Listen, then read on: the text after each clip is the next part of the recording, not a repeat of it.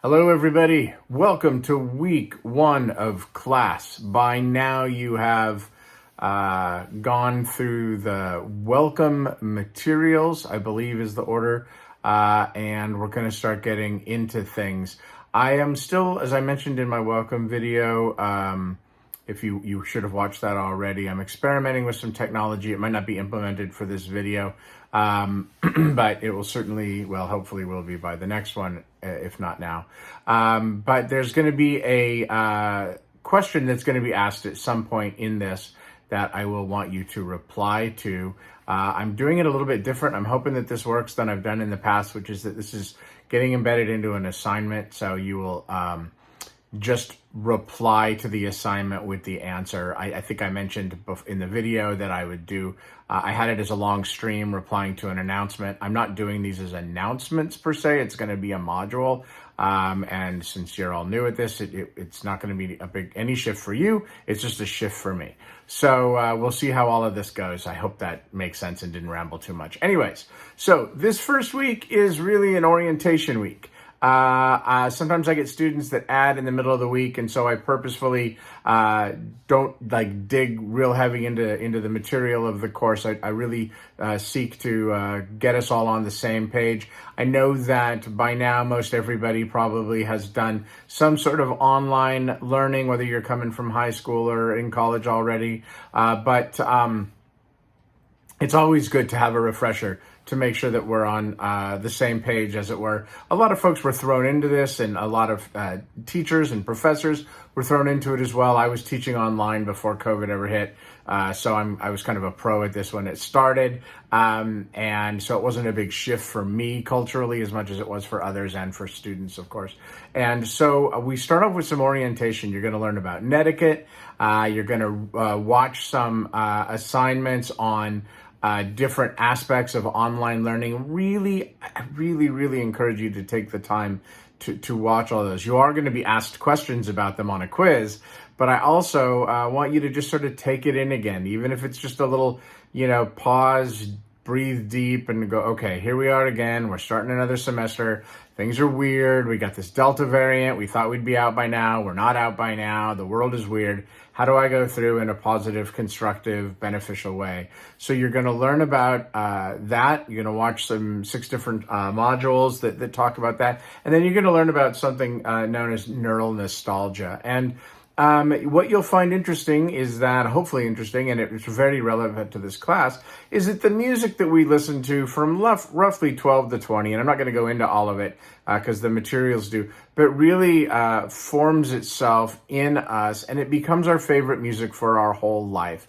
So that means that whatever music you listened to at that age or are listening to at that age, that will be particularly meaningful to you for your whole life. So there is this whole nostalgic element that kicks in. So there's a video to watch, an article to read, and to help you to understand that, because it's important as you go through this class. You're going to learn a lot of things that you didn't know about, and you may be saying, I want to just get to my favorite sections, and you already read the module on why we don't necessarily hit your favorite bands.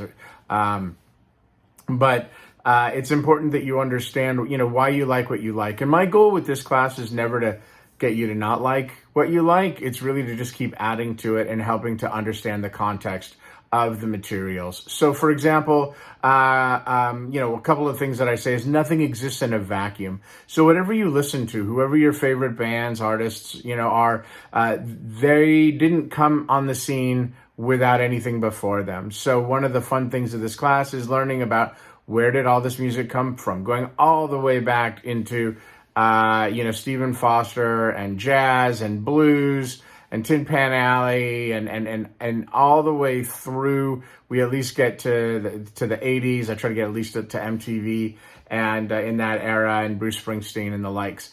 And so nothing exists in a vacuum. There's always something that informs something else, particularly in the arts. And sometimes we have a tendency to go, oh, well, mine's like the greatest thing and there's nothing like it in the world.